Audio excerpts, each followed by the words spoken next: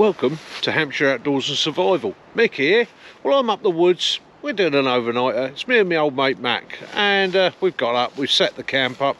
You don't necessarily need to see us set up. It's that's just showing off. But I'll go through what we've done, show you how we're set up for the night. Now, there's no rain forecast at all for tonight. However, it is going to be a little bit on the chilly side. Ambient's supposed to be around 4. With the wind chill supposed to be feeling like -1. So again, it's what it is, isn't it? So we're out here. So this is Mac's setup. So Mac's setup, basic simple basher setup. Okay, basically exactly the same as you'd have done in the infantry. It's nice, it's low, so it's got a very low signature. It's not going to be affected by the wind. And in there, he's got a nice bivvy bag. And he's set up with a army sleeping bag. So really, you can't go wrong with that, can you? You know, a nice, simple basher shelter. And again, as I keep saying to you guys, you don't need to spend a fortune. You can pick these up in army surplus stores. You can pick the bivvy bags up, okay? Bivvy back in the tarp, you're laughing. And there's an old trick for you, all right? Use your Bergen just as your block on the end there. Simple as that. Okay, that's the way to go. Right, we like that. And then over there you got my Poser Palace. So I've gone with a DD tarp. I'm running with a hammock tonight. It's not the perfect setup, however, we're not expecting rain, so I've actually run my main line underneath, purely and simply because it's going to be a bit blowy. Worst case scenario, it does start raining, moisture might run down here, but all I've got to do is put a guy line on there, drop it down, and it'll run off. Same thing on the hammock, water will run down here, runs down there, drops off. And my bed tonight is quite simple: jungle hammock, Russian blanket, blow-up mattress. Simple as that. Can't really go wrong with that. That'll keep the weather off me. Hopefully it'll be a nice comfortable night. And we're going to enjoy the woods. So in a bit I'm going to get into that Elkridge knife. I'm going to do a bit of battening with it, but I'm going to do the battening in scale for what I think the knife is. It's a camp knife more than a bushcraft knife, so we'll try it out on a few things, see how it goes. If it's a total fail, you'll see it live. If it's not, then obviously it's not, and I can then turn around and say, yeah, it's a good quality little knife, buy it, use it. Meantime, we've got the gasifier stove going. We're going to get a brew on now. You don't want to watch two old farts having a brew, but we're going to have a cup of coffee, and then we will get some wood together. We'll do some wood preparation, ready to set up for tonight, and then tonight's scoff over the fire, boiling the bags, yeah, and a nat around the fire, and then breakfast.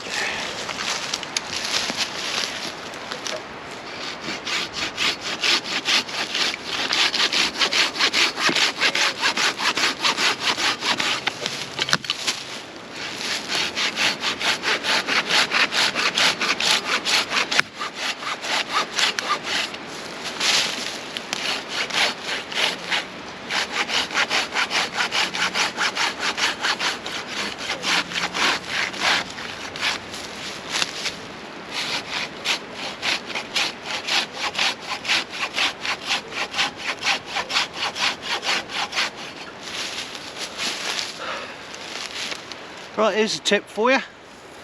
You're collecting your firewood.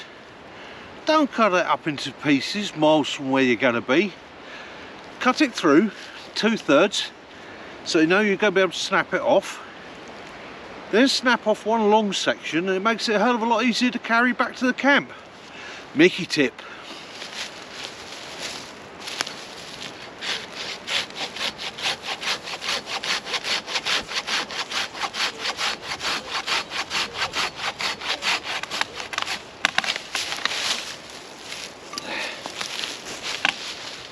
Like that, it's a lot easier to carry.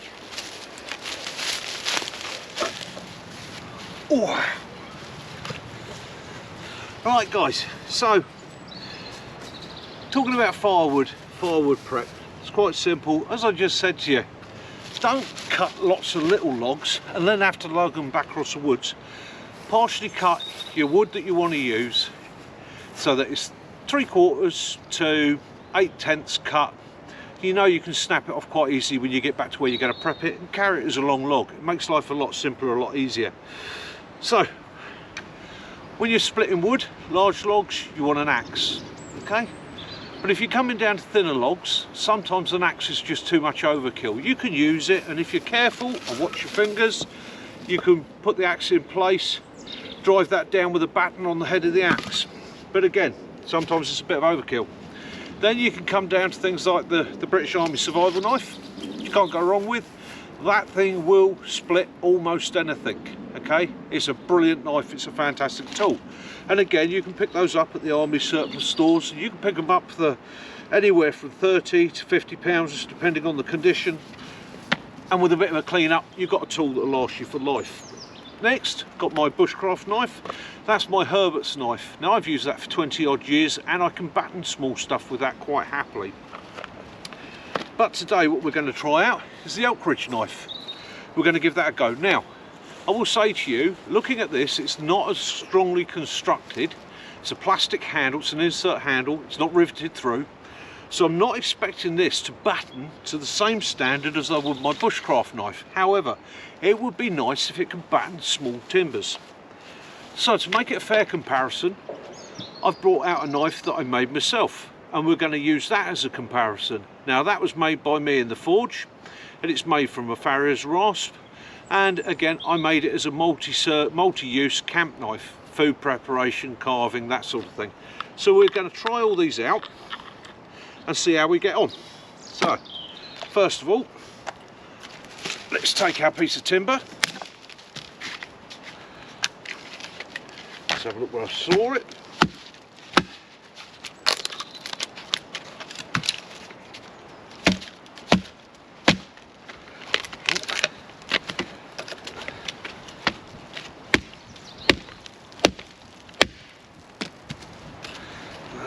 Let's take that down into sections that are usable.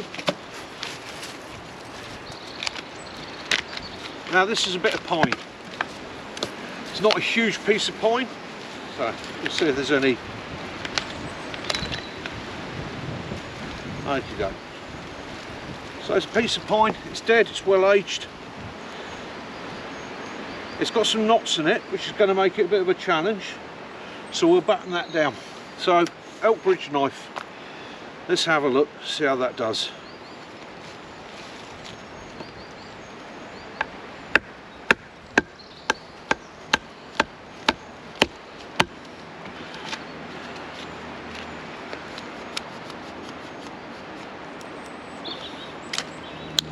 Okie doke. Right, so that came down to the knot. There's no damage in the handle. There's no damage in the blade. Let's try a better spot.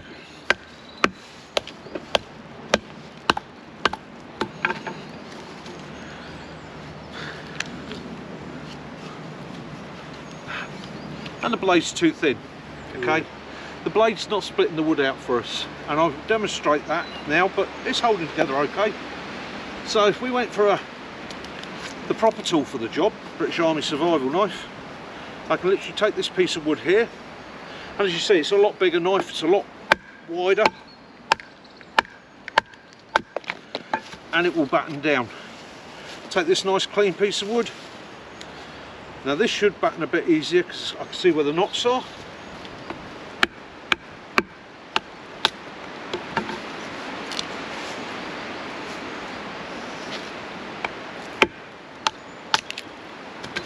And I'm not going to hold back. So we'll try this knife out.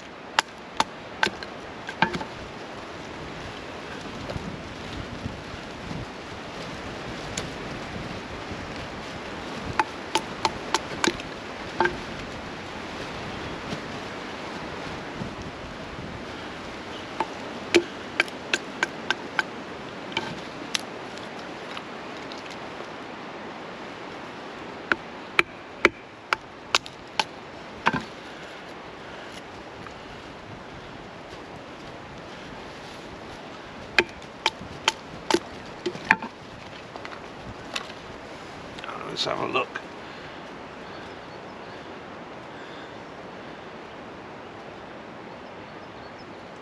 It's not distorted at all.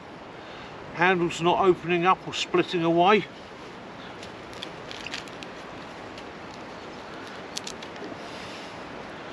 Tips holding together.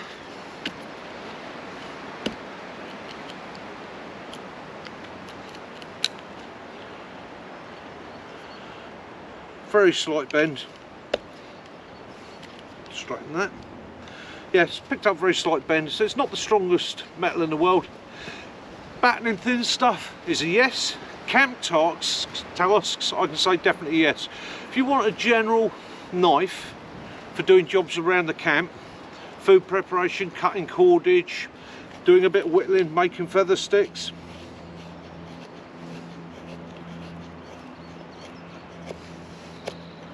it'll do the job. Heavy jobs like battening, no it won't. So a Mickey rating on this, I will give this 7 out of 10. It won't do your heavy tasks, but if it's all you can afford, run with it. It's a good knife. It will do what you need to do, and it will batten down small stuff.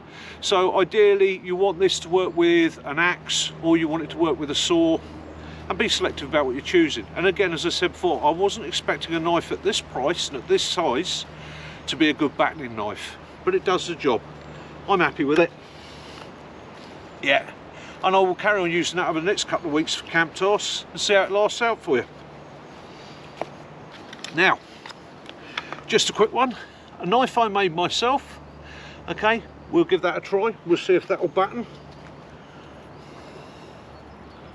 It's a short blade.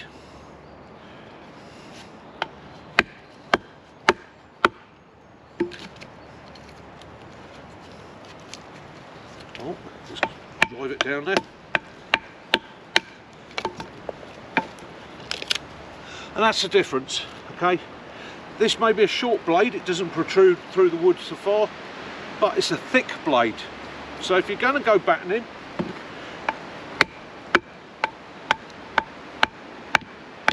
whatever you use, go for something that's a bit thicker, okay? That's a 4mm thick blade, so I would pretty much say that's the minimum I want to go to. And that's nice. So, your first choice, Army Survival knife.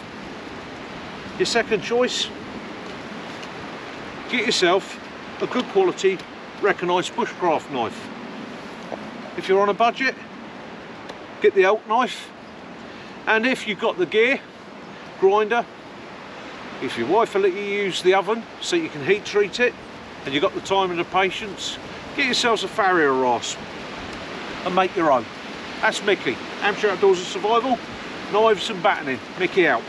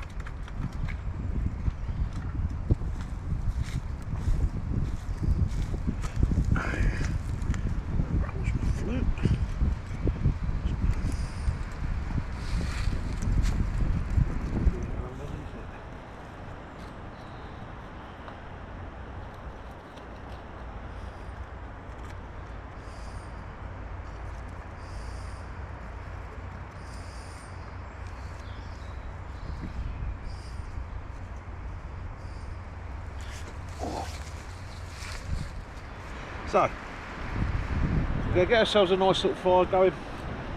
It's a bit chilly today, wind's blowing, starting to notice it a little bit. So we've got this nice bit of larch here.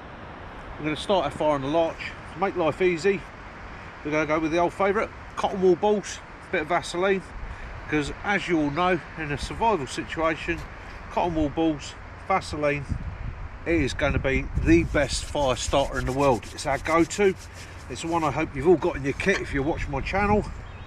And make life easy for yourself, not hard. So there we go, that's that there. Again, golden rule, don't panic, don't rush. Build your fire gently and slowly. Use your tinders.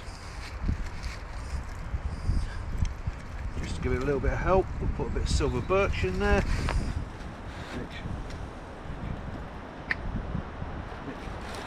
Mitch? Cameras on. Yeah, that's right. It's just times out on the screen. Oh, right. Yeah.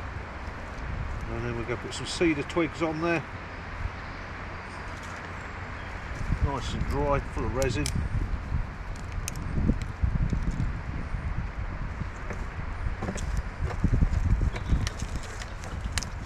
As I'm always saying to you guys, fire loves chaos. Don't panic too much about how you're stacking your order. Just get your dry tinder on there.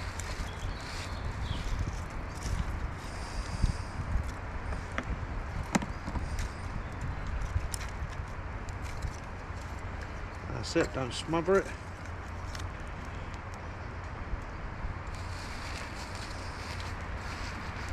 Give that a minute or two, so that that start to build a little bit. Make sure that we've got our fire going.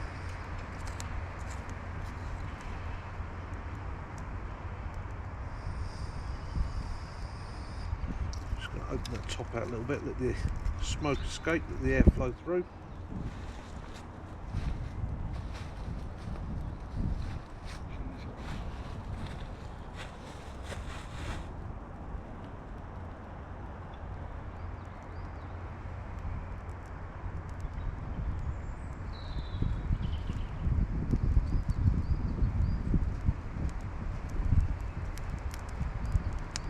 Starting to crackle, it's always a good sound.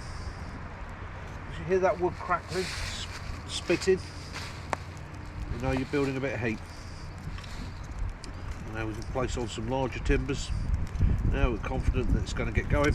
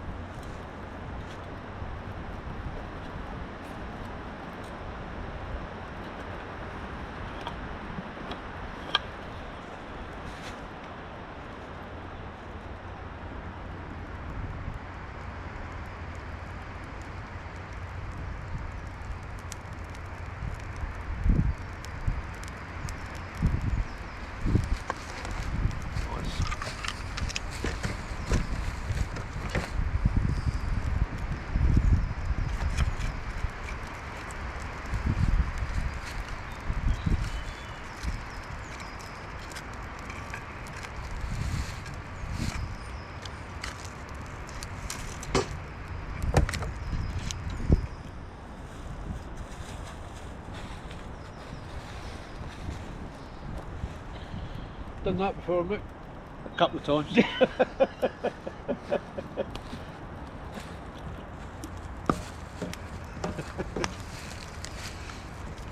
Yeah, I learnt years ago any fool can be cold.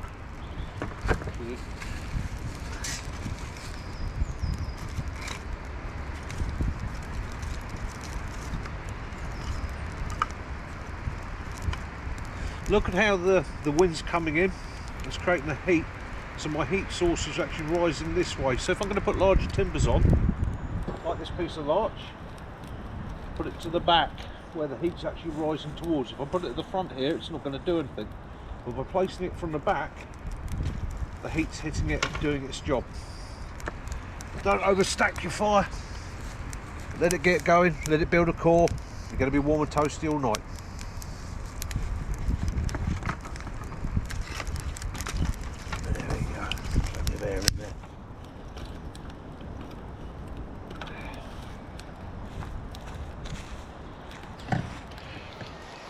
Run for a bit. Oh,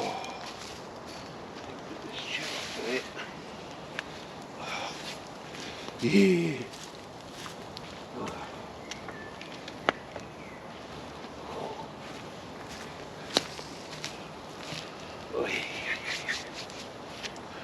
Chicken tikka. Chicken tikka. Can't go wrong with a bit of chicken tikka. Yeah. I'll tell you what though, it's better than potato flakes. Yeah. Yeah. Not quite as good as bacon grill. No. No, nothing beats bacon grill. Might be bacon grill for breakfast, I think. Can't be it. Yeah, wars have been fought on bacon grill.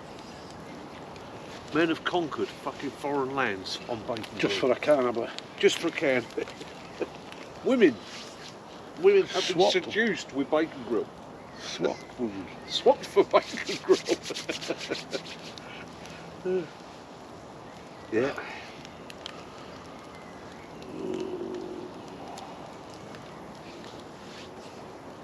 So, here we are, out of the woods. Dinner's on. Good company. Happy days. Wind is blowing an arse, but take that.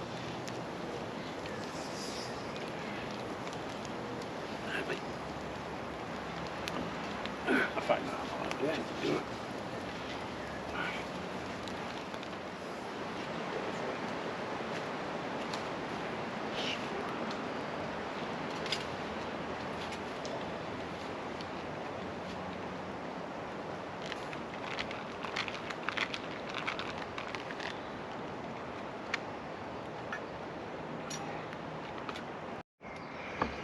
That one for 5 minutes, just that's fucking napping bollocks.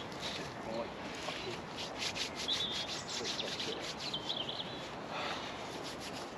If it's warm enough over there. Oh, I love a fire. yeah. So what's about in it? Getting out of the woods, relaxing, one with nature. Helps you find harmony, peace. Alright. Fucking probably do me a turn if I fucking move around a little bit. Smoke flowing. That's a bit better. There we go. Sweet. I'll take that.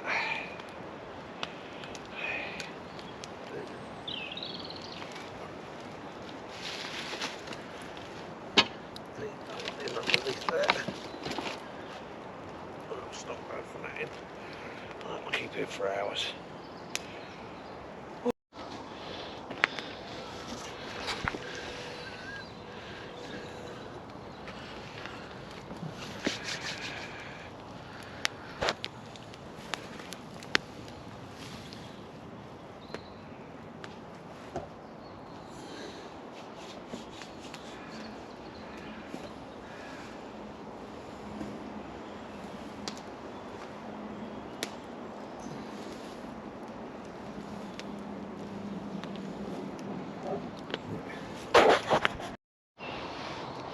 Oh no. Well, I've been up for a while and I wasn't going to do one of them videos where I fake getting out my tent and getting out my sleeping bag, then walking out to a camera that's already running, because nobody leaves a camera running all night. In actual fact, let me move that round the other way. That's better, you can see me a bit better there. There we go. Yeah, so got up, probably about 7 to be honest with you. Crawled out the pit, got the fire going. You've all seen fires lit, didn't necessarily need to see me light another fire. Basically used the embers, load of twigs that we collected yesterday, got them on there, got a few logs on there, got that lit, that's away. Got the coffee pot on, had a bimble round camp, sun's up. Yeah, beautiful fucking day, good night. I slept well. You sleep alright, Mac? Cool, mate. So fucking Mac had a nice cool night. He was happy. I know he was. I could hear him fucking snoring. Why'd you say that? Probably me snoring. Yeah. So now it's brew time, and then we'll collapse camp down. We'll have a quiet drift out of here. Yeah. And we'll get a video up. Hopefully tonight, ready for tomorrow. Yeah. So it's a taste of our overnighters in the woods, and just to give you an idea. I mean, they don't want to wake up to that in the morning, eh? What have you? sun coming through beaches in a fucking, what is basically an essential English woodland, beach woodland, in spring. Perfect. Oh, and of course, the other question you're all asking is, how did the little knife get on? Well, I've showed you a bit of video, and to be honest with you, the day ran away was yesterday. We were a couple of old mates catching up, having a laugh and a giggle. Some of what was said obviously can't be seen on camera. Yes, that's for our ears only. But yeah, it held up okay.